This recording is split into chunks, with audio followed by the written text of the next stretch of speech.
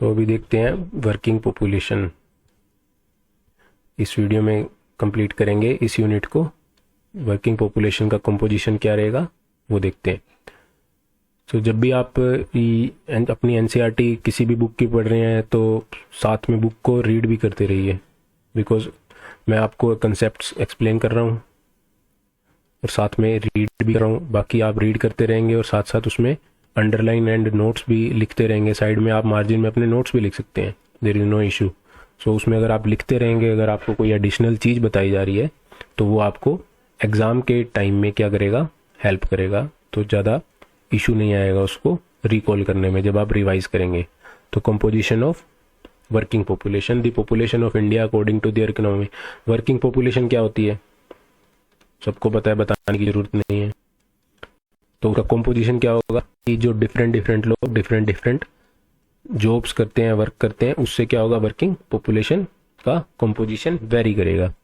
The population of India according to their economic status is divided into 3 groups, namely main workers, marginal workers and non workers. एक तो है main workers, एक marginal workers और non workers यानी जो काम नहीं करते। It is observe that in India the proportion of workers both main and marginal is 39। ये डेटा पुराना है जो चेंज होता रहता है टाइम के साथ। गवर्नमेंट ये जो वर्किंग पॉपुलेशन का डेटा है, गवर्नमेंट का एक डिपार्टमेंट है जो हर एक पीरियड साल या 1-2 साल के बाद एक सर्वे करता है, जिसमें वो ऐसा नहीं है कि ये वाला सर्वे एक बार कर लिया तो उसके बाद 10 साल कोई करेंगे नहीं, ये ऐसा होता। पॉपुलेशन में ऐसा चलेगा, लेकिन वर्किंग पॉपुलेशन के केस में ऐसा नहीं चलेगा, बिकॉज एम्प्लॉयमेंट क्या है, कांस्टेंट नीड है जो फ्लक्चुएट भी बहुत ज़्यादा करता है। जैसे कोविड के टाइम में देखिए इसका एग्जांपल, कि अगर मान लीजिए 2011 में एक सर्वे हुआ, 2011 में एक सर्वे हुआ, हमें पता लग गया कि इतने % लोग वर्किंग पॉपुलेशन है, marginal and both men. But अभी क्या हुआ, सडनली कुछ ऐसे चेंजेस आए कि लॉकडाउन हो गया। लॉकडाउन से लोगों की जॉब्स चली गई। तो अब ऐसा नहीं है, अगर मान लीजिए अभी अगर एक सर्वे हो चुका होता 2021 में और उसमें मान लीजिए आप अपने पास 45% एज्यूम कर रहे हैं वर्किंग पॉपुलेशन में, लेकिन सडनली 2021 में क्या हुआ, लॉकडाउन लग गया। और लॉकडाउन लगने की वजह से क्या हुआ, लोगों की जॉब्स चली गई। तो अब क्या गवर्नमेंट 2031 तक वेट करेगी नया डाटा निकालने के लिए? ऐसा गवर्नमेंट क्या करती है, एक साल में ये डेटा कलेक्ट करती है कि कितने लोग वर्किंग पॉपुलेशन में हैं, ताकि उनका एम्प्लॉयमेंट स्टेटस हमें पता लग सके। वरना इकोनॉमी में और लोगों की जो इम्पैक्ट पड़ना शुरू हो जाता है अगर कांस्टेंट पॉलिसी पे ध्यान नहीं देगी। तो 39.8% 2011 के हिसाब से, living a vast majority of about 60% as non workers.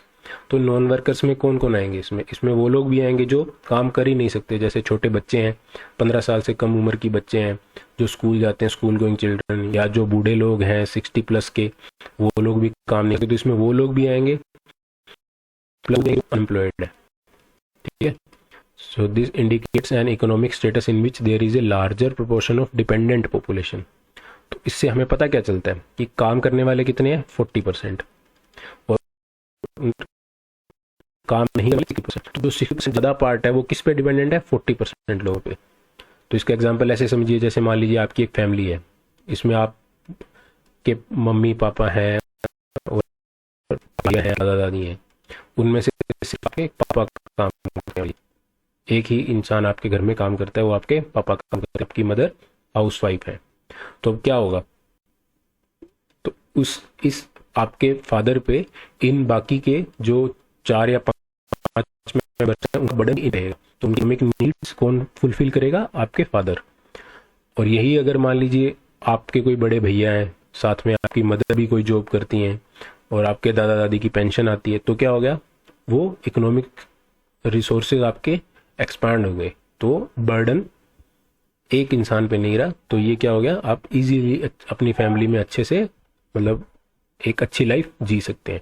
तो अगर वो फैमिली अगर इंडिया को एज ए फैमिली कंसीडर करें तो क्या है, 40% लोग तो काम करते हैं बट 60% लोग उन पे डिपेंडेंट है। तो ये क्या है, उसका बताता है कि कितने परसेंटेज वर्किंग पॉपुलेशन है.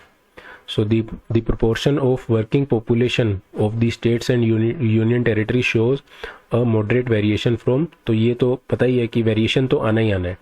जब हम स्टेट्स और यूटीज़ की बात करेंगे तो डिफरेंट स्टेट्स में वेरिएशन आएगा. The states with larger percentage of workers are Himachal Pradesh, यानी इन एरियाज में पॉपुलेशन जो वर्क करती है वो ज़्यादा है. And it is understood that in the context of a country like India the work participation rate tends to be higher in the areas of lower levels of economic development. तो इसमें क्या है, जिन areas में, ये देखिए इसको समझिए, the work participation rate tends to be higher in the areas of lower levels of economic development since number of manual workers are needed to perform the subsistence or near subsistence economic activities. तो जिन areas में economic development कम है उन areas में working population high है. ऐसा क्यों? अब आप पूछेंगे कि इकोनॉमिक डेवलपमेंट है तो वर्किंग पॉपुलेशन तो होनी चाहिए. जहाँ पे इकोनॉमिक डेवलपमेंट अच्छा होता है तो वहाँ पे क्या होता है, इंडस्ट्रीज होती हैं.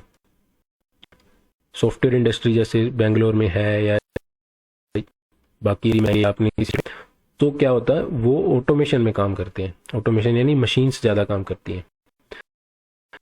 में इकोनॉमिक तो लोग क्या होते हैं, लो पेइंग जॉब करते हैं, लेबर करते हैं, लेबर करेंगे, मजदूरी करेंगे. हर किसी को इकोनॉमिक एक्टिविटी में, इवन चाइल्ड लेबर भी एक इसका पार्ट हो सकता है. जो बच्चे होटल्स में काम करते हैं, घरों में सफाई करते हैं, तो ये सब क्या आ जाएगा, ये इसका पार्ट हो जाएगा. ये उसके हिसाब से जहाँ पे इकोनॉमिक डेवलपमेंट कम है. अगर इकोनॉमिक डेवलपमेंट अच्छा होता तो बच्चों को काम करने के लिए जाने की जरूरत ही नहीं है.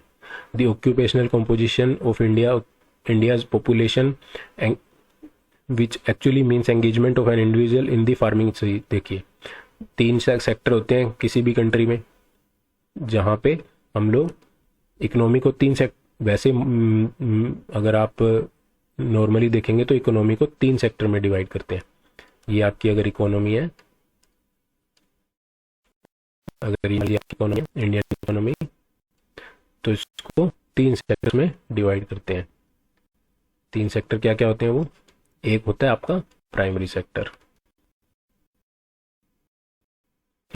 एक होता है आपका सेकेंडरी सेक्टर, और एक होता है आपका टर्शरी सेक्टर. इसके अलावा भी और होते हैं, बट मतलब अगर आप टोटली देखेंगे तो ये क्या होता है, agriculture.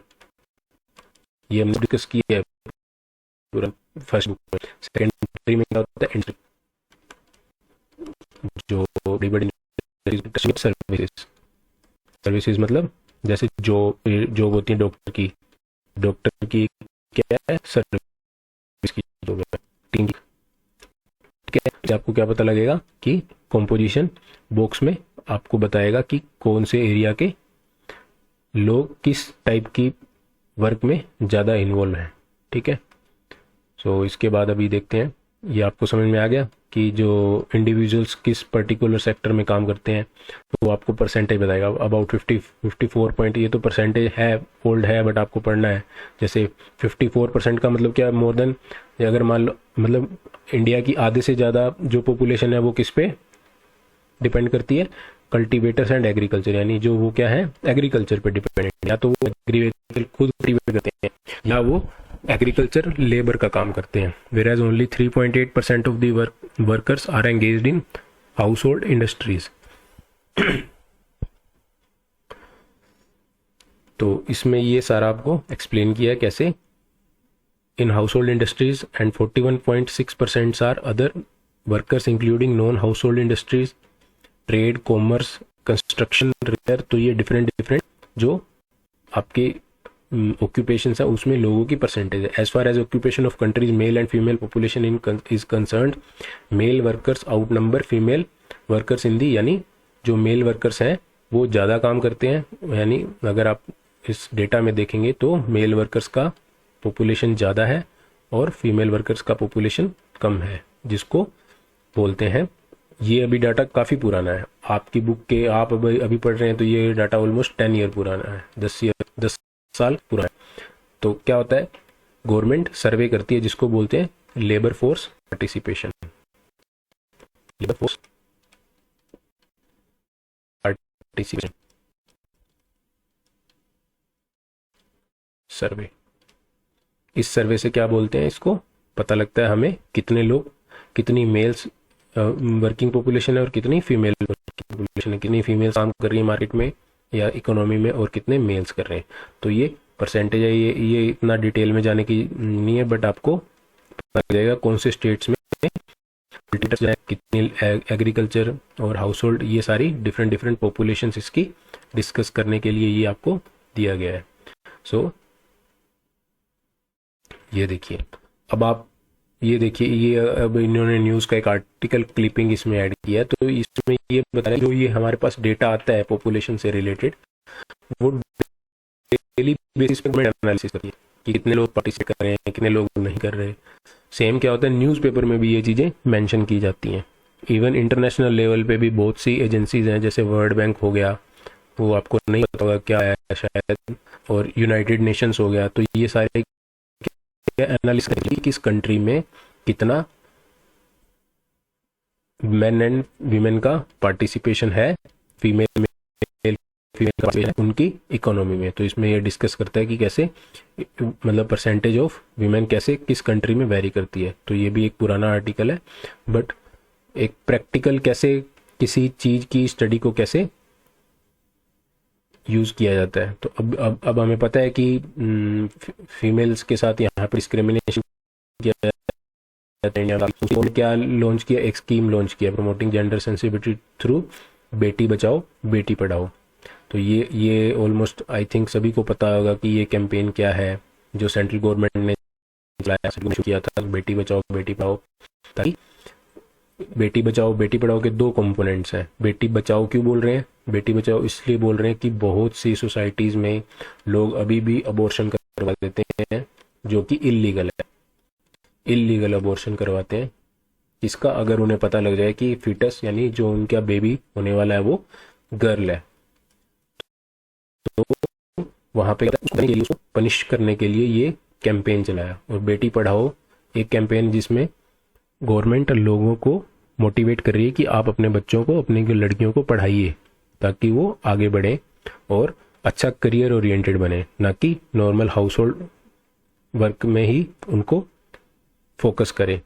So the division of society into mail and female and transgender. Transgender क्या होते हैं, जो ना तो मेल होते हैं ना फीमेल होते हैं। ये उनके अंदर बायोलॉजिकली एक तरीके से जो मतलब कह सकते हैं बायोलॉजिकल चेंजेस की वजह से क्या होते हैं, जब ये बच्चा पैदा होता है तो वो ना फीमेल होता है ना मेल्स होता है। तो ये एक तरीके का, इसमें कुछ लोगों में डिसऑर्डर भी होता है जो जिसकी वजह से उनको हम ट्रांसजेंडर बोलते हैं। Is believe to be natural and biological but it in reality there are social constructs. सी जो जेंडर मेल फीमेल है तो नेचुरली, तो अगर नेचर ने उनको अलग अलग नेचुरली बनाया है, बट जो सोशल लेवल पे क्या है, social construct and roles assign to individuals. But nature ये तो नहीं बताती कि मेल्स ने क्या काम करना है और फीमेल्स ने क्या काम करना है। ये सोसाइटी की वजह से सोसाइटी ने फिक्स रोल कर दिए कि भी फीमेल्स क्या है, जॉब नहीं करेंगी। तो ये डिस्क्रिमिनेशन की वजह से गवर्नमेंट ने बेटी बचाओ बेटी पढ़ाओ जो सोशल कैंपेन शुरू किया था। But in reality there are social constructs and roles assigned to individuals which are reinforced by social institutions. Consequently these biological differences become the basis of social differentiation। differentiation मतलब mails females में difference को create करना, कि mail ज़्यादा superior होते हैं female से, discriminate करना कि फीमेल्स को घर में रहना चाहिए, मेल्स को बाहर जाना चाहिए काम करने के लिए। सो ये सब चीज़ें क्या होती हैं, discriminations. The exclusion of over half of the population becomes a serious handicap to any developing and civilise society. तो इसका कॉन्सिक्वेंसेस क्या होगा, इम्पैक्ट क्या होगा। अगर मान लीजिए 100 लोग हैं, 100 लोग में मान लीजिए 50 मेल्स हैं 50 फीमेल्स हैं, ठीक है। अब क्या है, 50 मेल्स तो काम पे जा रहे हैं, घर पे जा रहे हैं, 50 फीमेल्स घर पे ही हैं। तो ये क्या हो गया, इनका वर्किंग पोटेंशियल हमने वेस्ट कर दिया। और अगर यही सारे के सारी फीमेल और मेल्स दोनों काम करते तो कंट्री कितना ज़्यादा ग्रो कर सकती थी, इससे आपको एनालाइज कर सकते हैं। अगर सारी अगर फीमेल्स अगर पार्टिसिपेट करती उस पर्टिकुलर किसी भी काम में। It is a global challenge which has been acknowledged by the UNDP, United Nation अभी मैंने मेंशन किया, उसका एक अलग से एक यूनिट है जिसको यूएनडीपी बोलते हैं, development United Nation development program, जो ओवरऑल वर्ल्ड के डेवलपमेंट के लिए वर्क करता है। When it mention that if development is not engendered it is endangered, यानी अगर डेवलपमेंट एनजेंडर्ड का मतलब है कि अगर मेल फीमेल को इक्वली डेवलप नहीं किया गया तो वो डेवलपमेंट थोड़े टाइम बाद कहीं ना कहीं खत्म हो जाएगा। All efforts needs to be made to address the denial of opportunities. Denial of opportunity, denial का मतलब क्या होता है कि मना करना, मना जैसे करना, कैसे कि बहुत सी फैमिलीज में लड़कियों को पढ़ने से मना कर देते हैं या जॉब करने से मना कर देते हैं कि घर से दूर जाके जॉब नहीं करना। पॉलिटिकल रिप्रेजेंटेशन अगर देखेंगे अपनी कंट्री में फीमेल्स का बहुत ही लो है, आपको ज़्यादातर पॉलिटिशियंस मेल्स मिलेंगे। अच्छी जॉब्स में भी अगर आप जाएंगे टोटल परसेंटेज निकालेंगे तो मेल्स आपको ज़्यादा मिलेंगे। अभी चेंजेस हो रहे हैं, इवन वीमेन फीमेल्स भी डिफरेंट डिफरेंट जॉब्स में, बैंक में, इंजीनियरिंग में, सब में आना शुरू हो गया। लेकिन अगर आप डेवलप्ड कंट्री से कंपेयर करेंगे, जैसे यूएस जैसी कंट्री से, यूके जैसी कंट्री से, इंडिया में अभी भी इनका वर्किंग रिप्रेजेंटेशन लो है। Low wages of similar types of work, ये भी एक डिस्क्रिमिनेशन का तरीका है कि अगर एक काम है तो अगर मेल करेगा तो उसको ज़्यादा पैसे मिलेंगे, फीमेल करेगी तो उसको कम पैसे मिलेंगे। Disregard to their entitlement to live a dignified life etcetera. A society which fails to acknowledge and take effective measures to remove such discrimination can not be treated as civilise society. तो ये बोलना चाह रहे हैं कि अगर हम discrimination करेंगे तो हम सिविलाइज्ड कैसे हो सकते हैं। तो पहले हमें अगर रियल टर्म्स में सिविलाइज्ड खुद को बोलना है तो ये डिस्क्रिमिनेशन खत्म करना पड़ेगा। The government of India has duly acknowledge the adverse impact of this discrimination and launch Beti Bachao Beti Padhao. तो इसी चीज़ को, वो डिस्क्रिमिनेशन को ख़त्म करने के लिए गवर्नमेंट ने क्या शुरू किया, ये कैंपेन शुरू किया। सो इसमें देखो द नंबर आगे इसने डिस्कस किया कि किस सेक्टर में फीमेल का पार्टिसिपेशन ज़्यादा है। The number of female worker is relatively higher in primary sector यानी agriculture. Though in recent year there has been some improvement in working participation of women in, तो secondary और industries में और services में भी अभी विमेन का participation धीरे धीरे इंक्रीज हो रहा है। लेकिन मेजोरिटी जो रूरल एरियाज में जाएंगे तो वहाँ पे प्राइमरी सेक्टर में ज़्यादा है। बाकी भी जो टीचिंग लाइन में, बैंकिंग लाइन में क्या है, विमेन का पार्टिसिपेशन बढ़ रहा है। It is important to note that the proportion of workers in the agriculture sector in India has shown a decline over the last few decades। तो ये बता रहे हैं कि कैसे एग्रीकल्चर सेक्टर में परसेंटेज डिक्लाइन हो रहा है वर्किंग पॉपुलेशन का। Consequently the participation rate in secondary and tertiary sector is increasing. तो शिफ्ट हो रहा है कहाँ से, प्राइमरी से सेकेंडरी एंड टर्शरी की तरफ। लोग क्यों शिफ्ट हो रहा है, बिकॉज लोग अपने रूरल एरिया से अर्बन एरियाज की तरफ माइग्रेट कर रहे हैं। This indicates a shift of dependence of workers from farm based occupation to non farm.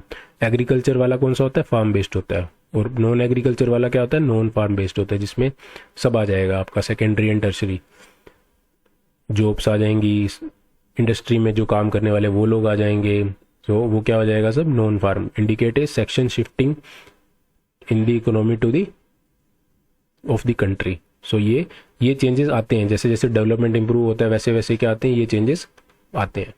The special variation of work participation rate is different sector in the country is very wide. तो different different states में क्या होता है, different different sections का जो composition vary करेगा हर state में कि कौन से लोग क्या ऑक्यूपेशन फॉलो करते हैं। For instance the states like Himachal Pradesh, Nagaland have very large share of cultivators, यानी इन स्टेट्स में कल्टीवेटर्स यानी जो एग्रीकल्चर करते हैं उनकी परसेंटेज ज़्यादा है।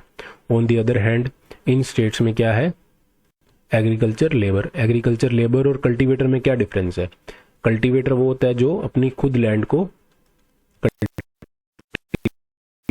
एग्रीकल्चर क्या होता है कि इस लैंड का मालिक कोई और है और वो क्या करता है, एग्रीकल्चर की लेबर को हायर करके उस लैंड काम करवाता है, वो क्या होता है, एग्रीकल्चर लेबर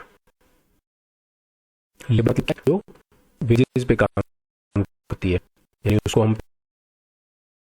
पैसा देंगे तो हमारी करेंगे, वो क्या होती है। The highly urbanised areas like Delhi, Chandigarh and Puducherry have a very large population of workers being engaged in the other services. तो इन सिटीज़ में देखेंगे तो सर्विसेज में लोग ज़्यादा काम करते हैं। सर्विसेज में क्या आएगा बताया मैंने आपको, डॉक्टर हो गया,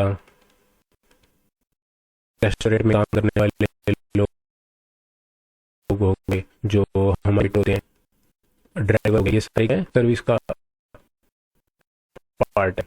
the indicates not only availability of limited farming land but also large scale urbanisation and industrialisation. तो शिफ्ट क्यों हो रहा है, शिफ्ट स्पेसिफिक एग्रीकल्चर से इंडस्ट्री की तरफ इंडस्ट्रियलाइजेशन हो रहा है, बिजनेस ज़्यादा आ रही है और इंडस्ट्री में से पैसा अच्छा मिलता है, तो लोग क्या कर रहे हैं इंडस्ट्री की तरफ माइग्रेट करते हैं और अर्बनाइजेशन की वजह से ये चीज़ें पड़ी हैं। तो आपकी यूनिट शायद कंप्लीट हो गई।